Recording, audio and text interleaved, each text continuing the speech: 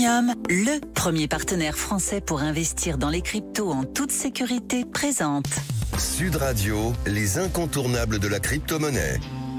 Thomas Binet. Bienvenue dans ce nouvel épisode d'Oser Investir, les incontournables de la crypto-monnaie. Ce soir, je reçois Pierre Noisat, président fondateur de Pemium. Bonsoir Pierre. Bonsoir Thomas. Pierre, aujourd'hui, on va parler liberté économique et droit de propriété. Pouvez-vous nous expliquer pourquoi ces deux sujets sont liés et pourquoi les crypto-monnaies peuvent changer la donne ?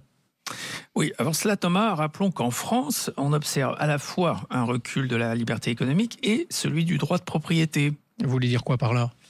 Prenons le cas de l'occupation illégale des biens immobiliers, appelée plus communément squat. Il n'avait pas échappé à personne que les propriétaires sont peu protégés lorsqu'ils sont victimes de ces squatteurs.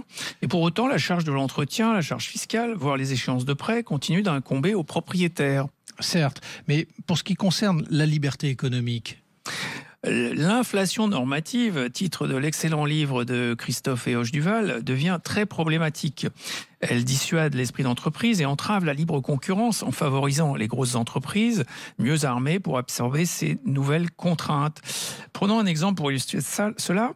Le nombre de mots dans le code monétaire et financier, sans compter les mots explétifs, vous savez ces mots qui servent à remplir les phrases sans être nécessaires, au sens de ces dernières, a plus que triplé depuis 2006. Plus 263%, le faisant passer de 280 000 à plus d'1 million de mots significatifs. Le coût de la conformité à ce code augmente donc chaque année et dissuade les nouveaux entrants. Alors la question, c'est de savoir quand même comment se situe la France par rapport à d'autres pays. Alors, dans le classement mondial par l'indice de liberté économique, la France décroche un peu plus chaque année. Elle se situait au 62e rang mondial en 2024. Cet indice a été créé en 1995 et inspiré par Adam Smith, l'économiste du XVIIIe siècle, qui écrivait que la liberté des individus à se consacrer à leurs propres intérêts économiques garantit une prospérité plus importante de la société dans son ensemble. La France, Pierre, est le pays champion des normes. C'est ce que vous êtes en train de nous dire, mais est-ce le seul problème ? Malheureusement non Thomas, mais il est toujours bon de rappeler que sur le sujet des normes, nous sommes hors normes. Oui.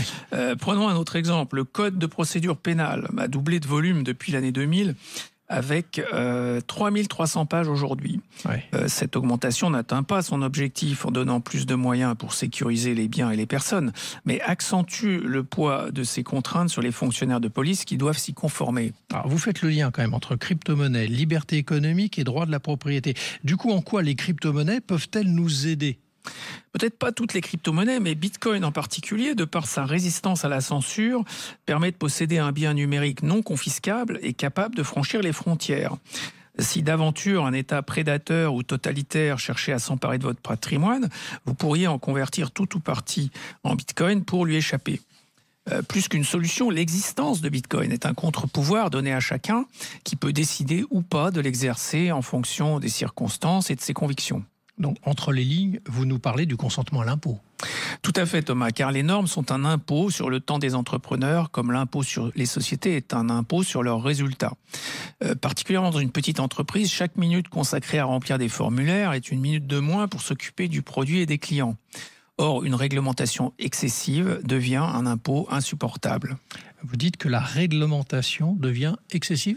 Oui Thomas, quand la norme grossit sans que son efficacité soit mesurée, sa légitimité est forcément affaiblie. Autre exemple, la lutte contre le financement du terrorisme ou le blanchiment d'argent, à travers ces normes, coûte très cher à la société. Quand le code monétaire et financier triple de volume, le financement du terrorisme ou les volumes blanchis ne semblent pas divisés par 3. En l'absence d'indicateurs objectifs, on peut douter de son efficacité. Alors, à vous entendre quand même, Pierre, même si vous jugez que la norme est utile, c'est quand même ce que vous dites aussi que trop de normes tue l'efficacité de la norme. Alors, comment inverser la tendance ? On pourrait espérer que la mise en place de toute nouvelle réglementation soit précédée d'une analyse de ses coûts et des impacts attendus en regard de ces coûts. C'est ce qu'on appelle généralement le rapport coût-bénéfice.